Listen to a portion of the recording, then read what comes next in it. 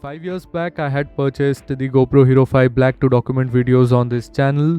Back then, it was the best action camera available in the market, and it has rightly done its job all these years. Last year, I got to see the performance of the GoPro Hero 10, and right then I knew that the requirement for upgrade after 5 years for me was more of a need than greed. So I started saving up and finally got a brand new GoPro Hero 11. This is the latest offering from GoPro, and this is indeed a big upgrade for the channel.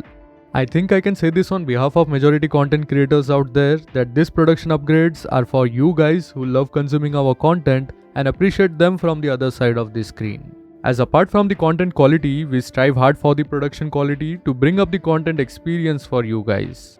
The upgrade to GoPro Hero 11 is big in every possible way, but I did encounter a few problems, or should I say shortcomings, that you must know before you get your hands on this little beast.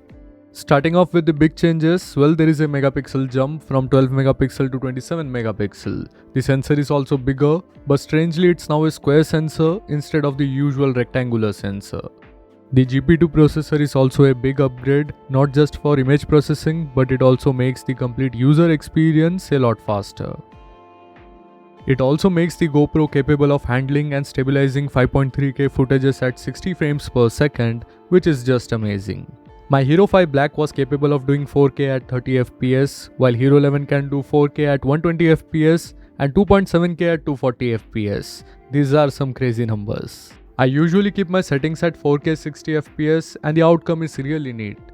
Just look at the color signs and way this thing handles dynamic range. I also felt most reviewers have not credited the addition of 8-bit color enough, which I believe has brought a world of change with the Hero 11. One of the biggest challenge I always faced with GoPro is with low light performance. Unfortunately, the case remains the same with Hero 11. Don't get me wrong, the improvement in low light performance when compared to Hero 5 Black is huge, but you can clearly sense that the struggle with low light is real, which I guess is the case with most action cameras which are restricted by the sensor size. Surprisingly, the time warp feature did an amazing job in low light. This is the 3rd generation time warp, which can be considered as an advanced time-lapse feature. I found this feature very handy as it is intelligent enough to adjust the speed, time and exposure. The hyper smooth stabilization is now 5 generations old and the results are mind-bending. Honestly, I have seen nothing that comes close in offering this level of stability. With all of this, you can expect some heavy high bitrate video files which can become tough for your basic i3 laptop to process, and I even found some televisions struggling with the 4K 60 FPS files. So if you are planning to edit or view your video on big screen, make sure your system is capable of handling it. In other developments, there is an improvement in battery life with this new Enduro batteries. These are bigger batteries, so your older batteries from GoPro 5, 6, 7 and 8 won't work here. I am easily getting around 15 to 20 minutes of extra recording time with these new batteries. Thankfully, all the older mounts are compatible with the folding base on the Hero 11, so you can continue with your old mounts. One of the biggest reasons for getting an action camera is how sturdy these things are. And usually they are not affected by the change in temperature, dust, dirt and water. And just like my Hero 5, this one is out of the box ready for a 10-meter water dive. Unfortunately, my Hero 11 took a dive on hard metal block, jamming the side panel.